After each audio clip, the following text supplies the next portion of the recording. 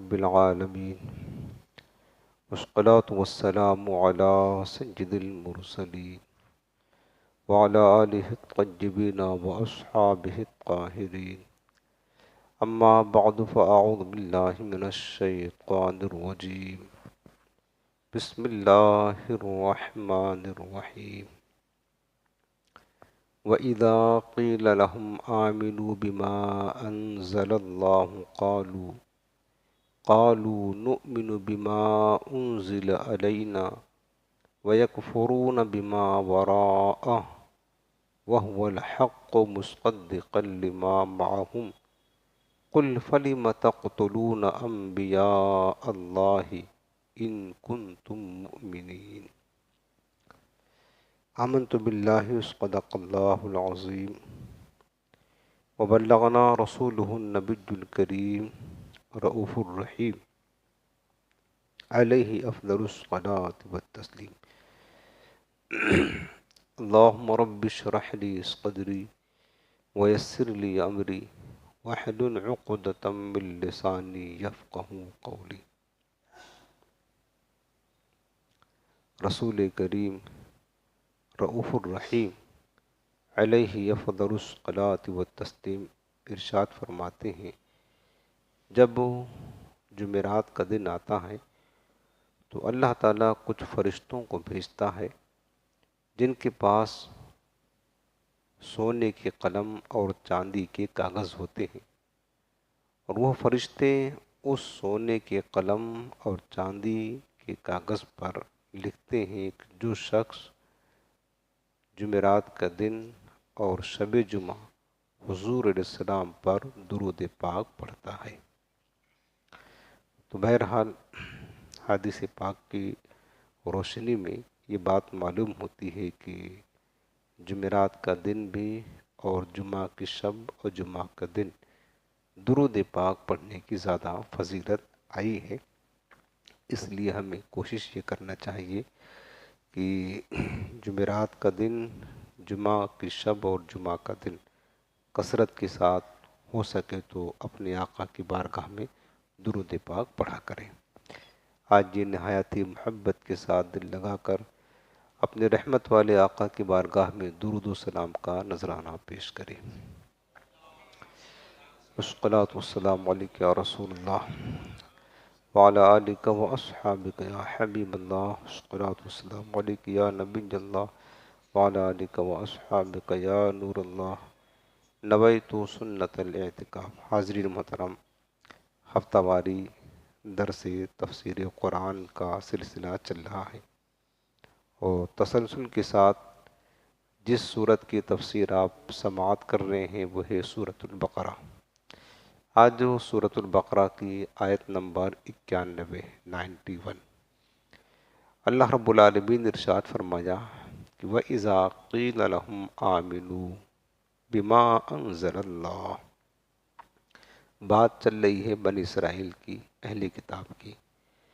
فرمایا اللہ پاک نے کہ اور جب قیل لہم، ان سے کہا جاتا، جو حضور علیہ السلام کے دور کے یہودی تھے ان سے کہا جاتا کہ آمنو بما انزل اللہ، اس پر ایمان لاؤ جو اللہ نے نازل فرمایا ہے۔ مقصد یہ ہے کہ جو اللہ نے نبی آخر الزمان علیہ السلام پر قرآن نازل کیا ہے اس پر ایمان لے آؤ، چونکہ ان کی کتابوں میں لکھا تھا کہ آخری جو پیغمبر آئے گا اس کا نام کیا ہوگا، اور آخری کتاب جو آئے گی رب کی جانب سے وہ قرآن۔ تو ان سے کہا جاتا، اہل کتاب یہودیوں سے جو مدینہ منورہ کے ارد و گرد یہودی آباد تھے، کہ ایمان لاؤ اس پر جو اللہ نے نازل کیا، یعنی قرآن پر ایمان لاؤ۔ قرآن پر ایمان لانے کی دعوت دی جاتی تو جواب کیا دیتے؟ قالو، تو کہتے نؤمن بما انزل الینا، ہم تو اس پر ایمان لاتے ہیں جو ہمارے اوپر نازل کیا گیا ہے، یعنی جو توریت ہم مانتے ہیں ہمارے پیغمبر موسیٰ علیہ السلام پر نازل کیا گیا، جس کو ہم پڑھتے ہیں، ہم اس پر ایمان لائیں گے۔ وَيَكْفُرُونَ بِمَا وَرَاءَهُ، اور اس کے علاوہ تمام کتابوں کا انکار کرتے ہیں۔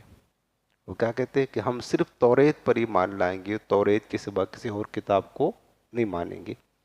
وَهُوَ الْحَقُّ مُصَدِّقًا لِمَا مَعَكُمْ، اللہ پاک فرماتا ہے کہ حالانکہ یہ قرآن جس پر انہیں ایمان لانے کی دعوت دی جا رہی ہے یہ حق ہے، سچ ہے، مصدقا لما معہم، اور جو ان کے پاس کتاب توریت ہے یہ قرآن اس توریت کی تصدیق بھی کرتا ہے۔ قرآن کی شان یہ ہے کہ حق بھی ہے اللہ کی جانب سے، اور اس کی شان یہ بھی ہے کہ جو توریت یہودیوں کے پاس ہے وہ بھی اللہ کا کلام ہے، تو یہ قرآن اس حال میں کہ جو ان کے پاس کتاب ہے اس کی تصدیق بھی کرتا ہے، تو چاہیے تھا کہ یہ ایمان لائے چونکہ ان کی توریت کو تصدیق کرتا ہے قرآن۔ قالو، تو قل، اللہ پاک نے ارشاد فرمایا کہ میرے محبوب اگر یہ کہتے ہیں کہ ہم صرف توریت پر ایمان لائیں گے باقی کسی کتاب پر ایمان نہیں لائیں گے، قل، پھر تم ان سے فرما دو، فَلِمَ تَقْتُلُونَ أَنْبِيَاءَ اللَّهِ مِنْ قَبْلُ، تو پھر اے محبوب تم فرما دو کہ اے یہودیوں اگر تم توریت پر ایمان رکھتے ہو تو اس سے پہلے اللہ کے نبیوں کو کیوں شہید کیا کرتے تھے؟ فَلِمَ تَقْتُلُونَ أَنْبِيَاءَ اللَّهِ، اللہ کے پیغمبروں کو کیوں قتل کرتے تھے، شہید کرتے تھے، من قبل، اس سے پہلے، ان کنتم مؤمنین، اگر تم توریت پر ایمان رکھتے ہو، جبکہ توریت میں تو پیغمبروں کو شہید کرنا حرام کیا گیا تھا۔ تم تو کہتے ہو کہ ہم توریت کو مانتے ہیں، توریت پر ایمان رکھتے ہیں، تو پھر انبیاء کو قتل تم نے کیوں کیا؟ یہ تو اس آیت کریمہ کا سادہ سا ترجمہ تھا۔ اب اس کی آپ تفسیر دیکھیں کہ اس آیت میں یہود کے اور ایک اور فعل بد کا بیان کیا گیا ہے، جیسا کہ آپ پیچھے سے سنتے آ رہے ہیں کہ یہود کتنی سرکش قوم ہے اور کس طریقے سے یہ پیغمبروں کی مخالفت کرتی ہے اور انبیاء کرام کی توہین کرتی ہے، کتنی شریر قوم ہے۔ اس آیت کریمہ میں یہود کی ایک فعل بد کا اور بیان کیا جا رہا ہے کہ جب مدینہ منورہ کے یہودیوں سے نبی کریم صلی اللہ علیہ وسلم نے فرمایا کہ اللہ تعالیٰ کی نازل کی ہوئی تمام کتابوں پر ایمان لاؤ، جو اللہ نے کتابیں نازل کی ہیں تمام کتابوں پر ایمان لاؤ، تو انہوں نے کہا کہ ہم تو صرف توریت پر ایمان لائیں گے جو ہم پر نازل ہوئی ہے۔ اس سے ان کا مقصد دیگر آسمانی کتابوں اور قرآن کا انکار کرنا تھا۔ وہ یہ کہنا چاہتے تھے کہ ہم صرف توریت پر ایمان لائیں گے، نہ قرآن کو مانیں گے اور نہ دیگر کتابوں کو مانیں گے۔ چنانچہ اللہ تعالیٰ نے ان کا رد کرتے ہوئے فرمایا کہ قرآن پاک بھی حق ہے، اور یہ قرآن یہود کے پاس موجود توریت کی تصدیق کرتا ہے۔ قرآن کہتا ہے نا کہ توریت سچا ہے اور اللہ کا کلام ہے، تصدیق کرتا ہے، اور دونوں اللہ کا کلام ہیں، اور توریت میں آخری نبی کی نبوت کی علامات بھی موجود ہے، نبی آخر الزمان کی صفات بھی موجود ہے، اور تم توریت پر ایمان لانے کے دعوے دار ہو تو پھر محمد مصطفیٰ صلی اللہ علیہ وسلم اور ان پر نازل کی گئی کتاب قرآن کا انکار کیوں کرتے ہو؟ ظاہر سی بات ہے اگر تمہارا توریت پر ایمان ہے تو توریت میں یہ لکھا ہے کہ آخری نبی آئیں گے، ان کی صفات کیا ہوگی، ان کی علامات کیا ہوگی، اور آخری نبی پر کتاب کون سی نازل ہوگی، اور یہ بھی حکم تھا توریت میں کہ تم ان پر ایمان لے آنا۔ تو اگر تم توریت کو مانتے ہو تو توریت کی اس حکم کو پر ایمان کیوں نہیں رکھتے ہو، کیوں نہیں مانتے ہو؟ یہ بتایا گیا انہیں کہ پھر انکار کیوں کرتے ہو، حالانکہ یہ قرآن تمہاری کتاب توریت کی تصدیق بھی کرتا ہے۔ اور اے حبیب علیہ السلام، آپ ان یہودیوں سے فرما دیں کہ اگر تم توریت پر ایمان لانے کے اتنے بڑے دعوے دار ہو تو یہ بتاؤ کہ پہلے تم انبیاء کرام کو کیوں شہید کرتے تھے، حالانکہ توریت میں انبیاء کو شہید کرنا حرام کیا گیا تھا۔ یعنی یہ ہر اعتبار سے جھوٹے تھے، سمجھ لو۔ اگر ان کا توریت پر ایمان ہوتا، جیسے مثلاً کوئی مسلمان ہے وہ کہ ہم قرآن پر ایمان تو رکھتے ہیں لیکن ہم نماز کو فرض نہیں مانتے، تو کیا وہ مسلمان رہے گا؟ اس کا قرآن پر ایمان کہنا کہ ہم قرآن پر ایمان رکھتے ہیں درست ہوگا؟ اپنے قول میں سچا ہوگا؟ نہیں، چونکہ قرآن میں لکھا ہے نماز فرض ہے۔ کوئی کہتا ہے کہ ہم قرآن پر ایمان تو رکھتے ہیں لیکن نماز کو فرض نہیں مانتے ہیں، تو در حقیقت وہ قرآن ہی کا منکر ہے، وہ اس کا دعویٰ قرآن پر ایمان رکھنے میں سچا نہیں ہے، چونکہ اگر قرآن پر ایمان رکھتا ہوتا تو قرآن کے سارے احکام پر عمل پیرا ہوتا، وہ سارے احکام کو مانتا، اور اس سے وہ لوگ عبرت حاصل کریں جو آج کے پیر فقیر بنے گھومتے ہیں، جاہل قسم کے لوگ، اور وہ کہتے ہیں کہ نماز تو یہ کچھ نہیں ہے، اور معاذ اللہ نماز کی توہین کرتے ہیں، نہ پڑھتے ہیں، نہ اپنے مریدوں کو پڑھنے دیتے ہیں، کہتے ہیں یہ تو تمہاری ظاہری نماز دکھاوے کی نماز ہے، ہم تو دل ہی دل میں نماز پڑھ لیتے ہیں، میرے مصطفیٰ نے یہی ظاہری نماز پڑھی ہے۔ تو وہ در پردہ قرآن کا انکار کر رہے ہیں۔ قرآن عظیم میں جو رب نے نماز پڑھنے کا حکم دیا دل میں نہیں، جو مصطفیٰ نے ظاہری طور پر پڑھ کر کے بتایا، اسی نماز پڑھنے کا رب نے قرآن میں حکم دیا ہے۔ اب وہ کہتے ہیں قرآن پر ایمان ہے لیکن نماز کو نہیں مانتے ہیں، نماز کو فرض نہیں سمجھتے ہیں، تو اس کا مطلب یہ ہے کہ قرآن کے جو اندر حکم لکھا ہوا اس کا انکار کرنا، یہ قرآن کا انکار کرنا، یہ خصلت جو ہے یہ یہودیوں کی تھی۔ آپ دیکھ رہے ہیں یہودی کیا کہتے تھے کہ ہم صرف توریت پر ایمان رکھتے ہیں، بس توریت کو مانتے ہیں، توریت پر اور کسی کتاب کو نہ مانتے ہیں۔ تو اگر وہ توریت پر ایمان رکھتے، اپنے دعوے میں سچے تھے، تو توریت میں لکھا تھا کہ آخری نبی تشریف لائیں گے، ان کی یہ علامت ہوگی، آخری کتاب آئے گی، قرآن اس کا نام ہوگا، توریت میں لکھا تھا، اور ان پر ایمان لے آنا۔ تو انہوں نے یہ پڑھا تھا، اگر وہ توریت پر ایمان رکھنے کے دعوے دار تھے تو انہیں چاہیے تھا کہ آخری نبی کو بھی مانتے، کیونکہ ان کی کتاب نے حکم دیا تھا، اور چاہیے تھا کہ آخری کتاب کو بھی وہ مانتے، اس پر ایمان لاتے، چونکہ ان کو حکم تھا کہ آخری کتاب کو بھی پر ایمان رکھنا ہے، لیکن انہوں نے اس حکم کو نہیں مانا کہ ہم نہیں مانیں گے، نہ قرآن کو مانیں گے، نہ آخری نبی کو مانیں گے۔ اسی طریقے سے توریت میں لکھا ہوا تھا کہ انبیاء کرام کو شہید کرنا حرام ہے، حالانکہ یہودیوں نے انبیاء کرام کو شہید کیا، بہت سارے انبیاء کرام کو شہید کیا، قتل کیا، تو توریت پر ان کا ایمان تو نہ ہوا۔ تو اللہ تعالیٰ یہی فرماتا ہے کہ میرے حبیب ان سے فرما دو کہ اے یہودیوں، اگر تم توریت پر ایمان لانے کے دعوے دار ہو تو یہ بتاؤ پھر تم انبیاء کرام کو شہید کیوں کیا کرتے تھے اس سے پہلے، حالانکہ توریت میں نبیوں کو شہید کرنا حرام کیا گیا تھا۔ تو پتہ کیا چلا کہ صرف زبانی دعویٰ کرنا یہ الگ بات ہے، حقیقتاً ایمان رکھنا کتاب اللہ پر یہ الگ بات ہے۔ اب آپ دیکھیں کہ آیت مذکورہ سے جو باتیں ہمیں معلوم ہوتی ہیں وہ یہ کہ اس آیت سے معلوم ہوا کہ تمام آسمانی کتابوں پر اور حضور نبی کریم السلام کے فرامین اقدس پر ایمان لانا ضروری ہے، اور ان میں سے ایک کا بھی انکار کرنا کفر ہے، کیونکہ تمام انبیاء پر ایمان لانا ضروری ہے اور ان میں سے ایک کا بھی انکار کرنا کفر ہے۔ شاید ہم نے کبھی پچھلے درسوں میں آپ کو بتایا ہو کہ دیکھیں کم و بیش 1,24,000 انبیاء کرام تشریف لائے، تو ہم تو سارے انبیاء کرام پر ایمان لاتے ہیں، جتنی اللہ کی جانب سے کتابیں آئی، 4 بڑی کتابیں، باقی صحیفے آئے ہیں 110 یا جتنا بھی صحیفے آئے کم و بیش۔ مسلمان کا عقیدہ یہ ہے کہ تمام کتابوں پر، تمام نبیوں پر ایمان رکھتا ہے، کسی ایک کتاب کا انکار کفر ہے، کسی ایک نبی کا انکار کفر ہے۔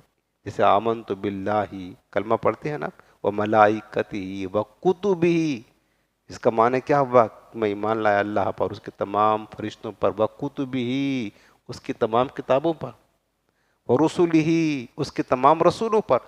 تو ایمان تو سب پر لانا فرض ہے، لیکن اطاعت اور صرف کسی نبی کی، ایک نبی کی جائے گی، سارے انبیاء کرام کی نہیں۔ ہم ایمان تمام نبیوں پر رکھتے ہیں لیکن پیروی جو کرتے ہیں صرف امام الانبیاء کی پیروی کرتے ہیں، کیونکہ ہم ان کی شریعت کے پابند ہیں پیروی کرنے کی۔ تب ایمان تمام کتابوں پر رکھتے ہیں، تمام کتابوں پر، لیکن عمل صرف قرآن پر کرتے ہیں، کسی ایک پر کیا جائے گا، ساری کتابوں پر عمل نہیں کر سکتے۔ ایمان لیکن سب پر۔ اور یہودیوں کا طریقہ کیا تھا؟ وہ صرف اپنی کتاب کے علاوہ، کہ توریت کے علاوہ ہر ایک چیز کا انکار کر دیتے تھے، نہیں مانتے تھے، اور توریت پر بھی ان کا ایمان مکمل نہیں تھا۔ اس لیے یہ بات ضروریات دین میں سے شامل کر لے کہ تمام آسمانی کتابوں پر ایمان لانا اور تمام پیغمبروں پر ایمان لانا ایسے ہی ضروری ہے جیسے کہ خدا کو ایک ماننا ضروری ہے، اور کسی ایک کتاب کا انکار کرنا ایسے ہی ہے جیسے کہ تمام کتابوں کا انکار کر دیا. کسی ایک پیغمبر کا انکار تمام پیغمبروں کا انکار ہے. اب میں آپ کو بتاتا ہوں، یہ دور، چونکہ یہ دور فتنوں کا دور ہے. وہابیوں کا ایک مبلغ ہے، تبلیغی جماعت کا جو ہے وہ طارق جمیل، بڑا فیمس ہے، آپ نے سنا ہوگا، اس کی کلپ آج بھی ہے اور آپ نے سنا بھی ہوگا. بتا رہا ہوں اپنے ایمان اور آپ کی ایمان کی حفاظت کی خاطر کس طرح آج لوگ امت کو گمراہ کر رہے ہیں، وہ آپ سنیں. لوگ اس کو بڑا فالو کرتے ہیں. اس نے اپنے ایک بیان میں کہا تھا کہ توریت، انجیل، زبور، یہ جو بڑی آسمانی کتابیں ہیں نا، کیا یہ اللہ کی کتاب نہیں، یہ آسمانی کتاب ہے، آسمان کی کتاب ہے. یہ اس نے کہا ہے، ریکارڈ ہے باقاعدہ، آپ نے کبھی سنا ہو شاید. اس نے انکار کر دیا کہ یہ آسمانی کتاب ہے، اللہ کی کتاب نہیں ہے، قرآن اللہ کا کتاب ہے بس. حالانکہ رب العالمین نے اس قرآن میں خود فرمایا انا انزلنا التوراۃ فیہا ھدی ونور. ہم نے، اللہ تعالیٰ اس قرآن میں فرماتا ہے، اس قرآن میں کہ ہم نے توریت نازل کیا. رب نے خود فرمایا کہ توریت ہم نے نازل کیا، انجیل ہم نے نازل کیا، زبور ہم نے نازل کیا. اور یہ بدبخت کہتا ہے کہ توریت انجیل یہ اللہ کی کتاب نہیں ہے. دلیل کیا دیتا ہے کہ اگر اللہ کی کتاب ہوتی تو اس میں لوگ تبدیلی نہیں کر سکتے تھے. جس طریقے سے قرآن اللہ کی کتاب ہے تو چینجنگ نہیں ہوئی، کوئی ایک حرف نہیں بدل سکا. اگر توریت انجیل بھی اللہ کی کتاب ہوتی تو کوئی تبدیل نہیں کر سکتا تھا. یہ دلیل دیا، حالانکہ یہ دلیل محض باطل ہے، یاد رکھنا. چلو اگر کہتے ہیں کہ توریت اللہ کی کتاب نہیں ہے، آسمانی کتاب ہے، تو آسمانی کتاب ہے تو کتاب ہے، یہ کلام ہے، تو کس کا کلام ہے؟ آسمان سے کتاب تو کوئی نہ کوئی تو نازل کرنے والا ہوگا نا. جو کتابیں ہیں توریت، زبور، انجیل، یہ کسی نہ کسی کا کلام ہے. تو متکلم کون ہے؟ کلام کس کا ہے؟ آسمان سے کون نازل کرتا ہے؟ کیا کوئی فرشتہ نازل کرتا ہے؟ کوئی نہ کوئی تو ہوگا. آسمان سے خود بخود تو نہیں اترا ہی ہے، کوئی نازل کرنے والا ہوگا. تو یہ اس کی جہالت دیکھیں کہ اس نے صاف انکار کر دیا ہے، اور یہ کفر ہے پیارے. یہ ہمارے قرآن کی آیت کا انکار ہے، چونکہ رب نے فرمایا کہ ہم نے توریت نازل کیا. توریت اللہ کا کلام ہے، زبور اللہ کا کلام ہے، انجیل اللہ کا کلام ہے. تو رب نے نازل کیا اور یہ کہتا ہے کہ اللہ کا کلام ہی نہیں ہے. تو یہ کسی ایک کا انکار کرنا یہ کفر ہے، یاد رکھنا. اور یہ دلیل دینا کہ اگر اللہ کا کلام ہوتا تو اس میں کوئی تبدیلی نہ کر سکتا تھا، یہ باطل ہے. چونکہ قرآن بھی اللہ کا کلام، توریت و زبور انجیل بھی اللہ کا کلام، لیکن قرآن کی حفاظت کا ذمہ اللہ نے اپنے ذمہ کرم پر لیا. انا نحن نزلنا الذکر وانا لہ لحافظون، فرمایا ہم نے قرآن نازل کیا، ہم اس کی حفاظت کریں گے. تو جب رب نے اس کی حفاظت کا ذمہ خود اپنے ذمہ کرم پر لے لیا، تب کسی کی مجال ہے چینج کر سکے؟ نہیں. لیکن توریت، زبور، انجیل اللہ نے نازل کیا، اس کی حفاظت کا ذمہ خود نہیں لیا، بندوں کے حوالے کر دی، تم اس کی حفاظت کرو گے. تو وہ حفاظت نہ کر سکے اس لیے چینجنگ کر دیا. لیکن بہرحال توریت اور انجیل، زبور، یہ سب جیسے اللہ نے نازل کیا تھا اصل وہ اللہ کا کلام ہے. باقی جو لوگوں نے چینج کر کے اپنے طرف سے مٹا دیا، گھٹا دیا، بڑھا دیا، وہ رب کا کلام نہیں ہے. جو رب نے نازل کیا تھا توریت، انجیل، اصلی وہی رب کا کلام ہے، اور ہم اسی کو مانتے ہیں کہ اللہ کا کلام ہے، اور تمام کتابوں پر ایمان رکھتے. یہی مسلمان کا عقیدہ ہونا چاہیے. یہ عقیدے کی بات ہے کہ تمام کتابوں پر ایمان رکھنا ضروری ہے. یہودیوں کی طرح ہمارا عقیدہ نہیں ہے ہم صرف توریت کو مانیں گے بس، نہیں. ہم مانیں گے قرآن کو بھی، زبور، انجیل سب کو مانیں گے، لیکن عمل صرف قرآن پر کریں گے، عمل سب پر نہیں کر سکتے. یاد رکھنا ہم سارے پیغمبروں پر ایمان رکھتے ہیں، تعظیم، ادب، احترام، محبت سب سے کریں گے، لیکن اتباع اور پیروی صرف اپنے مصطفیٰ کے کریں گے. ہم اس کی پابند ہیں، ایمان سب پر رکھیں گے. یہی عقیدہ درست اور صحیح ہے، اسی عقیدے پر قائم رہے. دوسری بات یہ ہے کہ انبیاء کرام کی تعظیم جو ہے ایمان کا رکن اعلیٰ ہے، یاد رکھنا. اور ان کی توہین ادنا سے بھی توہین کفر ہے. ہمارے علماء نے لکھا ہے، کیا لکھا ہے پتہ ہے؟ کہ حضور نبی کریم السلام کی ذات اقدس کی عزت تو بہت بلند ہے. سرکار اسلام سے جو چیز نسبت رکھتی، مثلاً جو حضور لباس پہنتے ہیں، لباس جو حضور کے جسم اقدس سے مس ہو گیا ہے، اگر کسی نے حضور کے لباس کو بھی کہہ دیا میلا، یہ گندا ہے، میلا ہے، حضور کے نالین مبارک کو جتیا کہہ دیا توہین کے طور پر، وہ بندہ بھی کافر ہو جائے گا. کیا سمجھتے ہیں؟ اتنا عزت ہے انبیاء کرام کی. ادنا سے بھی توہین انبیاء کرام کی بارگاہ میں، کسی بھی نبی کی بارگاہ میں امام الانبیاء کا مقام تو بہت بلند ہے یار. کسی بھی نبی کی بارگاہ میں ادنا سی بھی توہین، ان سے نسبت رکھنے والی چیزوں کی توہین، یہ بھی کفر تک بندے کو پہنچاتی ہے۔ اصل الاصول بندگی اس تاجور کی ہے، ثابت ہوا کہ جملہ فرائض فروع ہیں، اصل الاصول بندگی اس تاجور کی۔ یاد رکھنا انبیاء کرام کی جو ذات مقدسہ ہے رب کی بارگاہ میں بڑی مقبول ہے، ہر حال میں ان کی تعظیم اور یہ ایمان کا بہت اعلیٰ درجہ ہے۔ اسی طرح انبیاء کرام کو شہید کرنا بھی کفر ہے، ان کی مطلب بہت بدترین توہین ہے نا انبیاء کرام کو شہید کرنا، اور یہودیوں نے یہ فعل کیا تھا۔ اسی طریقے سے آپ آخر میں ایک بات یہ دیکھیں کہ جو رب العالمین نے فرمایا کہ میرے حبیب ان سے فرما دو اس آیت کریمہ میں کہ اے یہودیوں، تم کہتے ہو ہم توریت پر ایمان رکھتے ہیں، تو توریت میں انبیاء کرام کو قتل کرنا حرام لکھا گیا تھا، تو تم انبیاء کرام کو پہلے شہید کیوں کرتے تھے؟ یہ خطاب حضور علیہ السلام کے دور کے جو یہودی تھے ان کو کیا جا رہا ہے۔ حضور علیہ السلام کے دور میں جو یہودی تھے انہیں کہا جا رہا ہے کہ چونکہ قرآن جس دور میں نازل ہو رہا ہے، تو حضور کے دور کے جو یہودی تھے انہیں کہا جا رہا ہے کہ تم انبیاء کرام کو شہید کیوں کرتے تھے، حالانکہ اس دور کے یہودیوں نے کسی نبی کو شہید نہیں کیا تھا۔ اس دور میں چونکہ اس سے 500 برس پہلے حضرت عیسیٰ علیہ السلام آ کر کے چلے گئے تھے، 500 برس کا عرصہ گزرا تھا، کوئی نبی آیا ہی نہیں تھا۔ حضرت حضور السلام کے تشریف لانے سے قبل تقریباً 500 برس حضرت عیسیٰ علیہ السلام آئے، اور ان کے بعد کوئی نبی ہی نہیں آیا 500 برس تک، اور یہودی تھے تو 500 برس تک تو انہوں نے، اور حضور علیہ السلام تشریف لائے تو کوئی نبی تھا ہی نہیں، وہ کس کو شہید کرتے تھے؟ جن کو رب نے خطاب کیا ہے، اور حضور علیہ السلام خطاب کر رہے ہیں کہ اے یہودیوں، اپنے دور کے یہودیوں کو، تم انبیاء کرام کو کیوں قتل کرتے تھے؟ انہوں نے تو قتل ہی نہیں کیا تھا، تو پھر اللہ تعالیٰ ان سے خطاب کر رہا ہے، تو فرمایا کہ در حقیقت قتل انہوں نے نہیں کیا، لیکن ان کے باپ دادا نے پہلے زمانے میں جو ان کے باپ دادا تھے انہوں نے قتل کیا تھا۔ حضرت زکریا علیہ السلام کو شہید کیا، حضرت یحییٰ علیہ السلام کو شہید کیا، اور بھی انبیاء کرام کو ان کے باپ دادا نے یہ کام کیا، انہوں نے نہیں کیا، لیکن یہ اپنے باپ دادا کے کام سے جو شہید کیا تھا ان کے باپ دادا نے، آبا و اجداد نے، اس سے راضی تھے، اس سے خوش تھے، لہٰذا اگرچہ انہوں نے نہیں کیا، جس طریقے سے بندہ کفر کرتا ہے تو کافر ہوتا ہے، اسی طرح کفر کو پسند کرنے والا بھی کافر ہوتا ہے، کفر سے راضی ہونے والا بھی کافر ہوتا ہے، یہ بات سمجھ لیں۔ انہوں نے انبیاء کرام کو شہید نہیں کیا تھا، لیکن رب نے فرمایا کہ تم شہید کرتے تھے، کیوں کہا؟ چونکہ یہ اپنے باپ دادا کے فعل بد سے، جو ان کے باپ دادا نے شہید کیا تھا انبیاء کرام کو، اس سے راضی تھے، ان کو عزت دیتے تھے اور ان کی عزت کرتے تھے، اور حضور علیہ السلام کے زمانے کے یہودیوں نے انبیاء کرام کو شہید نہ کیا تھا، مگر چونکہ وہ قاتلوں کی حرکت سے راضی تھی اور ان کو اپنا بڑا بھی مانتے تھے نا کہ ہمارے بڑے ہیں، اور انہیں عظمت سے یاد بھی کرتے تھے، اس لیے انہیں بھی قاتلوں کی صف میں شریک کیا گیا، شامل کیا گیا، قتل انہوں نے کیا تھا۔ اب آج کل بھی اگر یہ دیکھنا آپ کو، آج کل بھی اگر کوئی بذات خود گستاخی نہ بھی کرے، لیکن گستاخوں کو اچھا سمجھے، انہیں اپنا بڑا مانے، تو وہ بھی انہیں میں شامل ہوگا اور وہ بھی گستاخ ہی کہلائے گا۔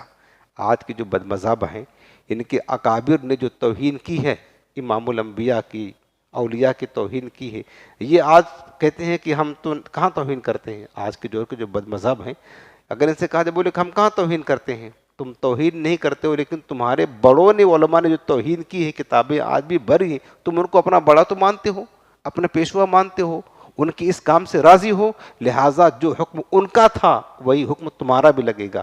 وہ گستاخ تھے، تم بھی گستاخ ہو، جبکہ تم ان کے اس فعل سے راضی ہو۔ جس طریقے سے حضور کے دور کے یہودیوں کا جرم یہ تھا کہ وہ اپنے بڑوں جنہوں نے انبیاء کرام کو شہید کیا تھا ان سے راضی تھے، ان کو عزت دیتے تھے، اپنا بڑا سمجھتے تھے، تو رب نے فرمایا کہ تم نے قتل کیا ہے۔ اسی طریقے سے جو آج کے دور کے بد مذہب ہیں، جن کے بڑوں نے گستاخی کی ہے، اگرچہ یہ نہیں کرتے ہیں لیکن اپنے بڑوں کو اپنا امام مانتے ہیں اور ان کے اس برے کام سے راضی ہیں، تو یہ بھی گستاخ ہی شمار کیے جائیں گے، چونکہ کفر سے راضی ہونا بھی کیا ہے؟ کفر ہے، ظلم سے راضی ہونا بھی ظلم ہے۔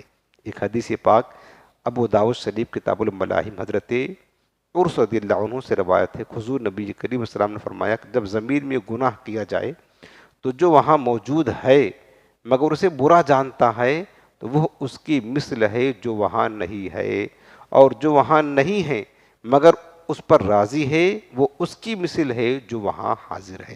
مثلا اگر کسی جگہ شادی میں گئے، اب وہاں پر بے حیائی ہے، گانے بازی ہیں، مجبوراً ہم کو جانا پڑا، لیکن ہم ان گانے بازوں سے نفرت کر رہے، پسند نہیں کرتے ہیں، تو گویا کہ ہم اس طرح ہیں کہ جس طرح کی مطلب ہم وہاں موجود ہی نہیں ہیں، وہاں موجود ہی نہیں ہیں نفرت کرنے کی وجہ سے۔ لیکن ہم یہاں بیٹھے ہیں، یہاں گانے باجے نہیں ہیں، لیکن شادی میں کسی گانے باجے بج رہا اور ہم اس سے خوش ہیں، تو گویا کہ ہم ایسے ہیں جیسے کہ ہم وہاں شریک ہیں گناہ میں۔ تو یہاں یہ بتانا چاہتا ہے کہ گناہوں سے راضی ہونا بھی، کفر سے راضی ہونا بھی، یہ بھی ایک بہت بڑا جرم ہے۔ اللہ ہم نے ہماری حفاظت فرمائی۔ یہ آیت کریمہ کی تفسیر آپ نے سنا، اس کے بعد اگلی آیت ہے آیت نمبر 92 سورہ بقرہ۔ وَلَقَدْ جَاءَكُم مُوسَىٰ بِالْبَيِّنَاتِ، اللہ پاک فرماتا ہے اور بے شک موسیٰ علیہ السلام تمہارے پاس روشن دلیل لے کر آئے، روشن معجزات لے کر آئے۔ حضرت موسیٰ علیہ السلام، بنی اسرائیل کو خطاب کیا جا رہا ہے، ثُمَّ اتَّخَذْتُمُ الْعِجْلَ مِن بَعْدِهِ وَأَنْتُمْ ظَالِمُونَ، پھر تم نے اس کے بعد بچھڑے کو معبود بنا لیا اور تم ظالم تھے۔ اس طرح کا اس مفہوم کی آیت کریمہ پہلے گزر چکی ہے، میں تفصیلی کے ساتھ آپ کو بتا چکا ہوں۔ اس آیت کا خلاصہ یہ ہے کہ موسیٰ علیہ السلام بنی اسرائیل کے پاس روشن معجزات لے کر آئے، اور وہ روشن معجزات کیا تھے؟ وہ 9 نشانیاں تھیں جو سورہ بنی اسرائیل میں ذکر ہے، وَلَقَدْ آتَيْنَا مُوسَىٰ 9 آیات بَيِّنَاتٍ، یعنی اللہ تعالیٰ فرماتا کہ ہم نے موسیٰ علیہ السلام کو 9 روشن نشانیاں عطا فرمائی، جن میں سے ایک ید بیضا کا معجزہ تھا، ہاتھ یوں ڈالتے باہر نکالتے بالکل روشن ہوتا تھا۔ یوں عصائے موسیٰ تو مشہور ہے، وہ ایک عصا تھا، لاٹھی زمین پر ڈالتے تو بڑا اژدہا بن جاتا۔ وہ ایک عصا تھا، رات ہوتی وہ ٹارچ کا کام کرتا۔ وہ بھوک لگتی گاڑ دیتے، اس میں پھل نکل آتے تھے۔ اکیلے ہوتے کسی سے باتیں کرنے کا جی چاہتا، یوں کھڑا کر دیتے، اس سے باتیں کرنا شروع کر دیتے۔ درختوں کے سے پتے جھاڑتے، یعنی ایک عصا تھا، بہت سارا کام دیتا تھا، وہ ہر جگہ ان کا کام آتا تھا۔ کبھی پیاس، بنی اسرائیل پیاسے ہوتے، پانی نہ ہوتا تو اسی عصا کو پتھر پر مارتے تو پانی کے چشمے جاری ہو جاتے۔ آپ نے سنا دریا تھا، راستہ بنانے کی ضرورت پیش آئی، عصا مارا تو دریا میں راستہ بن گیا۔ یہ تفسیر آپ سن چکے ہیں۔ تو یہ موسیٰ علیہ السلام کا معجزہ تھا بہت بڑا۔ تو اللہ پاک نے فرمایا کہ ہم نے موسیٰ علیہ السلام کو معجزات، روشن معجزات دیا۔ پھر جب موسیٰ علیہ السلام کوہ طور پر تشریف لے گئے وہ کتاب لانے کے لیے، توریت لانے کے لیے، تو بنی اسرائیل نے سامری کے بہکانے سے گائے کو معبود بنا لیا اور گائے کی پوجا کر کے انہوں نے کفر کیا۔ یہود ایسی شریر قوم ہیں کہ جب حضرت موسیٰ علیہ السلام کی روشن نشانیاں دیکھ کر بھی بچھڑے کی پوجا میں مبتلا ہو گئے، تو ان یہودیوں کا سید المرسلین علیہ السلام کے ساتھ کفر کرنا کون سی بڑی بات ہے؟ جب انہوں نے اتنی بڑی بڑی روشن نشانیاں دیکھ کر بھی بچھڑے کی پوجا میں لگ گئے، پیغمبر ان کے ساتھ ہوتا تھا، روشن نشانیاں ہوتی تھی، جب یہ کفر میں اور شرک میں پڑ گئے تو حضور السلام کا انکار کرنا کون سی بڑی بات ہے؟ اس آیت سے معلوم ہوا کہ گائے کی عبادت یہ قدیم زمانے سے چلی آ رہی ہے، اور سب سے پہلے ان یہودیوں نے گائے کی پرستش کی تھی۔ آج جو گو پرستی ہوتی ہے نا، یہ بھی یہودیوں کی دین ہے، یاد رکھنا۔ مسلمانوں کو گائے ذبح کرنے کا حکم ہے، اس کی تعظیم کی اجازت نہیں ہے کہ اس میں کافروں سے مشابہت ہے، اور کافروں سے مشابہت اختیار کرنا شریعت میں منع ہے، یاد رکھنا۔ جیسے کہ کافروں کا جو تہوار ہے بہت سارے، اس میں مسلمان شریک ہوتے، کل ہی میں نے بتایا تھا، ابھی پتنگ بازی کا معاملہ آ رہا ہے، خالص کافروں کا تہوار ہے، لاکھوں لاکھ مسلمان اس میں شریک ہوتے ہیں، مشابہت اختیار کرتے ہیں۔ بتاؤ کتنا بڑا جرم ہے، کہیں ایسا نہ ہو کہ ہم کافروں کے تہوار سے راضی ہونے کے سبب ہمارا بھی حشر قیامت کے دن کافروں میں نہ ہو جائے، معاذ اللہ۔ مسلمان سمجھتے نہیں ہیں کسی بھی، آپ دیکھیں نا کہ بنی اسرائیل نے جو کام نہیں کیا تھا، ان کے باپ دادا نے کیا تھا، لیکن چونکہ ان کے اس فعل سے راضی تھے، ان کو سرزنش کی جا رہی ہے، تنبیہ کی جا رہی ہے، تو جو غیر مسلموں کا مطلب وہ ان کے نزدیک ایک شعار ہے، ان کی علامات ہے، اور ان کی معظم دنوں کی تعظیم کرتا ہے، یہ سب کافروں سے مشابہت ہے، اور یہ ایمان کے لیے سراسر خطرہ ہی خطرہ ہے۔ اللہ تعالیٰ حفاظت فرمائے۔ اس کے بعد اگلی آیت کریمہ آیت نمبر 93، اللہ پاک فرماتا ہے وَإِذْ أَخَذْنَا مِيثَاقَكُمْ وَرَفَعْنَا فَوْقَكُمُ الطُّورَ، فرمایا کہ اور یاد کرو جب ہم نے تم سے عہد لیا۔ یہ پوری تفصیلی کے ساتھ آپ پیچھے سن سکتے ہیں، گویا کہ یہ آیت کریمہ کچھ تبدیلی کے ساتھ وہی مفہوم جو ہے نا ریپیٹ کیا جا رہا ہے۔ اللہ پاک فرماتا ہے کہ اور بے شک ہم نے تم سے عہد لیا، وَرَفَعْنَا فَوْقَكُمُ الطُّورَ، اور تمہارے سروں پر طور پہاڑ کو بلند کر دیا، خُذُوا مَا آتَيْنَاكُمْ، اور ہم نے فرمایا کہ مضبوطی کے ساتھ پکڑ لو، بِقُوَّةٍ، مضبوطی کے ساتھ پکڑ لو جو ہم تمہیں دے رہے ہیں، یعنی توریت کے احکام کو، وَاسْمَعُوا، اور سنو، قالوا، انہوں نے کہا سمعنا، ہم نے سنا تو صحیح، وعصینا، لیکن ہم نے نافرمانی کی، سنا لیکن ہم مانیں گے نہیں، وَأُشْرِبُوا فِي قُلُوبِهِمُ الْعِجْلَ بِكُفْرِهِمْ، اللہ پاک فرماتا ہے ان کے دلوں میں تو ان کے کفر کی وجہ سے بچھڑے کی محبت رچ بس دی گئی تھی، یعنی بچھڑے کی محبت رچی بسی تھی، جو سامری نے بچڑا بنایا تھا، جس کی پوجا کی تھی، وہ محبت ان کے دلوں میں گھر کر گئی تھی۔ قل، اے میرے حبیب تم فرما دو،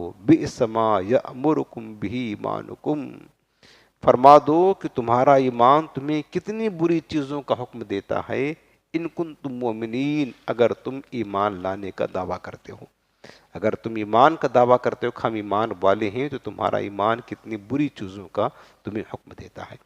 اب اس آیت کریمہ کی تفسیر یہ ہے کہ فرمایا کہ اے یہودیوں، اس وقت کو یاد کرو جب اللہ تعالیٰ نے بنی اسرائیل سے توریت پر عمل کرنے کا عہد لیا کہ توریت تمہیں دے رہا ہوں، اس پر عمل کرنا، لیکن انہوں نے حسب عادت نافرمانی کی، اور اللہ نافرمانی کی تو اللہ تعالیٰ نے ان پر کوہ طور کو ہوا میں بلند کر دیا، اور ان سے فرمایا کہ اب مضبوطی سے اس توریت کو تھام لو جو ہم نے تمہیں عطا کی، اور ہمارے احکام دھیان سے سنو۔ تو بنی اسرائیل نے ڈر کے مارے کہ کہیں کوہ طور گر نہ جائے ہمارے اوپر اگر ہم انکار کر دیں گے، ڈر کے مارے دوبارہ اطاعت کرنے کے قرار تو کر لیا، لیکن ان کے دل کی حالت پہلے جیسی ہی رہی، اور دل سے مانا نہیں، اور شریعت کا جو حکم ہے چونکہ ظاہر پر ہوتا ہے دل پر نہیں، اس لیے بنی اسرائیل کے زبانی اقرار کرنے پر ان سے کوہ طور کو ہٹا لیا گیا، اگرچہ ان کے دل میں وہ انکار تھا، اور در حقیقت ان کے کفر کی وجہ سے ان کے دلوں میں بچڑے کی محبت گھس گئی تھی۔ بات یہ ہے، بچڑے کی محبت تھی۔ اب جب کوہ طور بلند کیا گیا کہ اگر تم توریت کو نہیں مانو گے تو ابھی گر جائے گا، سب ہلاک ہو جاؤ گے، تو ڈر کے مارے انہوں نے صرف زبان سے کہا ہاں ہم مانتے ہیں، ہم مانتے ہیں، ڈر کے مارے مان لیا۔ اب حکم شریعت ظاہر پر ہوتا، دل میں وہ اس کی انکاری رہے، یعنی دل سے نہیں کہا کہ ہم مانا، زبان سے کہا تو عذاب ان پر ٹل گیا، لیکن چونکہ دل میں ان کے جو ہے نا بچڑے کی محبت رچی ہوئی تھی، اس وجہ سے وہ توریت کو ماننے کے لیے تیار نہیں تھے۔ فرمایا کہ اے حبیب آپ ان سے فرمائیں کہ اے یہودیوں، تم اپنے اسلاف کی اس حرکت کو جانتے ہو، لیکن تم نہ تو ان سے نفرت کا اظہار کرتے ہو اور نہ ہی ان سے اپنی برات کا اظہار کرتے ہو، تو خود بتاؤ کیا توریت پر ایمان لانے کے یہی تقاضے ہیں؟ اگر اس کے یہی تقاضے ہیں تو تمہارا ایمان تمہیں کتنا برا حکم دیتا ہے۔ یہ حضور کے دور کے جو یہودی انہیں خطاب کیا جا رہا ہے کہ بتاؤ تم توریت کو مانتے ہو، تمہارے باپ دادا نے ایسا ایسا جرم کیا ہے، رب کے سوا انہوں نے بچڑوں کو معبود بنایا اور توریت کے حکام سے روگردانی کی ہے، اور تم کہتے ہو ہم توریت کو مانتے ہیں، تو پھر تمہارے باپ دادا کی تم پیروی کیوں کرتے ہو جنہوں نے شرک کیا، بچڑے کی پرستش کی، تم ان کا انکار کیوں نہیں کرتے ہو؟ تم مطلب اور کہتے ہو کہ ہم توریت کو مانتے ہیں، اگر تمہارا ایمان یہی ہے تو پھر یاد رکھنا تمہارا ایمان تمہیں کتنی بری چیزوں کا حکم دیتا ہے۔ اس آیت سے معلوم ہوا کہ اللہ تعالیٰ کی کتاب پر ایمان لانے کا مطلب یہ ہے اس کے تمام احکام اور تقاضوں پر عمل کیا جائے اور ان کی خلاف ورزی نہ کی جائے۔ ان آیات میں بار بار یہی فرمایا گیا کہ اگر تمہارا توریت پر ایمان تھا تو اس کے حکام کی خلاف ورزی کیوں کرتے تھے؟ یہودیوں کو کہا جا رہا نا، اگر تم توریت کو مانتے ہو تو اس میں تو یہ بھی لکھا تو پھر اس کی خلاف ورزی کیوں کرتے ہو؟ اگر توریت پر ایمان ہے تو توریت میں یہ بھی لکھا ہے کہ قرآن کو مانو، تو قرآن کو کیوں نہیں مانتے ہو؟ بار بار یہ سمجھایا جا رہا ہے۔ تو آج مسلمانوں کو بھی اس کی روشنی میں نے بتایا کہ اگرچہ یہ ساری آیات یہودیوں کے بارے میں ہے، لیکن مسلمانوں کے لیے بہت بڑی روشنی ہے، ہدایت ہے، مسلمانوں کے لیے سبق دیا اللہ تعالیٰ نے۔ بات کیا یہود کی، لیکن نصیحت کس کو مل رہی ہے؟ قرآن کو ماننے والوں کو، مسلمانوں کو۔ آج مسلمانوں کو بھی غور کرنا چاہیے کہ ہم بھی قرآن مجید پر ایمان لانے کے دعوے دار ہیں۔ کوئی کہہ سکتا ہے کہ ہم قرآن کو نہیں مانتے، فوراً کافر ہو جائے گا۔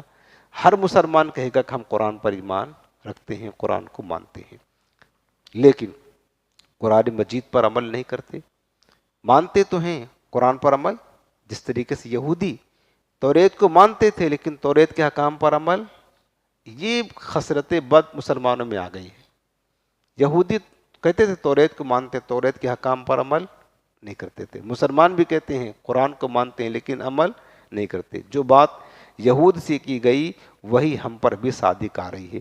قرآن نے ہمیں نماز پڑھنے، زکوٰۃ دینے، روزہ رکھنے کا حکم دیا، لیکن مسلمانوں کی ایک بھاری تعداد ہے جو اس پر عمل نہیں کرتی، جبکہ مسلمان کہتے ہیں ہم قرآن کو مانتے ہیں، قرآن پر ایمان رکھتے ہیں۔ قرآن نے ہمیں ناجائز طریقے سے کسی مسلمان کا مال کھانے سے منع کیا ہے، لیکن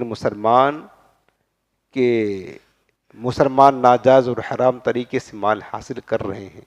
قرآن نے ہمیں قتل ناحق سے منع کیا ہے، لیکن ہم مسلمانوں کا خون بہانے سے باز نہیں آتے۔ قرآن نے ہماری عورتوں کو گھروں میں رہنے کا حکم دیا ہے اور پردہ کرنے کا حکم دیا ہے، اور بوقت ضرورت پردہ کے ساتھ نکلنے کا حکم دیا ہے، لیکن ہمارے معاشرے کے ہر طبقہ میں عورت بے پردہ بناؤ سنگار کے ساتھ اجنبی مردوں کے سامنے رہتی ہے اور بے حیائی کی راہیں کھولتی ہے۔ یعنی سراسر سارا عمل قرآن کے حکام کے خلاف ہے۔